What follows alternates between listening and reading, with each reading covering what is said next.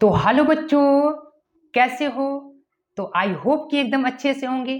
तो बाबू, जैसे कि हम जानते हैं कि किसी भी संख्या के पावर 0 हो तो उसका मान 1 होता है, लेकिन अभी आप लोगों को ये बात पता नहीं है कि उसका मान 1 कैसे होता है। तो आज हम यही सीखने वाले हैं। तो चलो हम लोग व्हाइट बोर्ड पे चलते हैं। तो लो बाबू, हम आ गए हैं। x के पावर 0 का मान 1 होता है, सबको पता है। चलो हम देखते हैं कि x के पावर 0 या किसी भी नंबर का पावर 0 का वैल्यू 1 होता है। तो आओ हम लोग देखते हैं। तो बाबू देखो, अगर हम LHS को उठा ले, जैसे LHS को उठा लेते हैं, तो LHS कितना है? x के पावर 0 है। तो हम इसको ऐसे लिख सकते हैं क्या?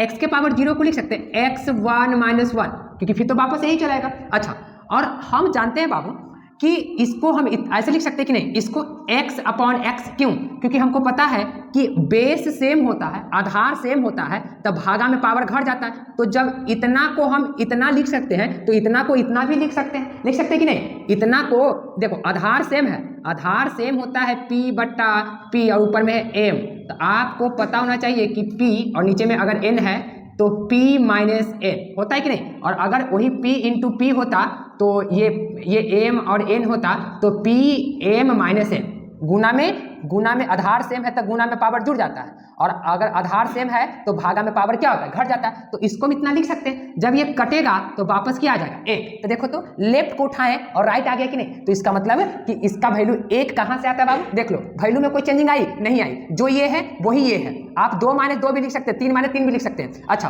तो इसको हम इतना भी तो लिख सकते हैं। तो यही चीज ये है ना, यही चीज ये है। तो इतना के बराबर ये चीज ये है और इतना बराबर 1, तो इतना, इसका मतलब इतना बराबर भी 1 होगा। तो ये कहानी आई, समझ में आ रहा है ना? हाँ, चलो इसको भी देख लो। जैसे 2 है तो इसको लिख सकते हैं ना, आप 2 - 2 भी लिख सकते हैं, कोई दिक्कत नहीं है, क्योंकि वैल्यू में कोई चेंजिंग नहीं आना चाहिए, फिर वापस ये यही चलाएगा। इसको लिख सकते हैं 2/2, ऐसे लिख सकते कि नहीं? कोई दिक्कत है? कोई दिक्कत नहीं, क्योंकि फिर वापस यहाँ से आधार से में तो भागा में पावर घट जाएगी, तो फिर आ जाएगा और ये कैंसिल होकर 1 आ जाएगी। लेकिन बात यहाँ पे आती है, आप किसी भी नंबर को लेकर इस टाइप से हम 1 ला सकते हैं। लेकिन एक बात और बाबू, अगर तुमको से कोई पूछ देता है, अगर तुमको से कोई पूछ दे कि 0 के पावर 0 क्या होता है? 0 के पावर 0, तो बाबू 0 के पावर 0 कितना बच्चा? 1 बोलेगा, लेकिन ये गलत है। 0 के पावर 0 नहीं होता है, 0 के पावर 0 नहीं होता। तो 0 के पावर 0 क्या होता है? क्योंकि गुरुजी आज तक तो हम जानते हैं कि किसी का भी पावर 0 का मतलब 1 होता है, लेकिन 0 के पावर 0 1 नहीं होता। नहीं, देखो बताते कैसे, इसी रूल से 0 के पावर 0 को ऐसे लिख सकते हैं 1 - 1, फिर वापस यही हो जाएगा, यही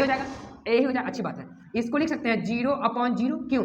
आधार सेम है तो पावर क्या हो जाती है? घट जाती है। तो इतना को इतना लिख सकते हैं कि नहीं? इतना को जब इतना लिख सकते हैं तो इतना को इतना भी तो लिख सकते हैं ना। अच्छा, तो यहां से देखो 0/0, और आप लोग को पता है कि जब डिनोमिनेटर में यानी हर में, ये हर है और ये अंश है, तो जब हर में 0 होती है तो उसका वैल्यू नॉट डिफाइंड होता है। नॉट डिफाइंड मतलब अपरिभाषित। तो इसका वैल्यू हो गया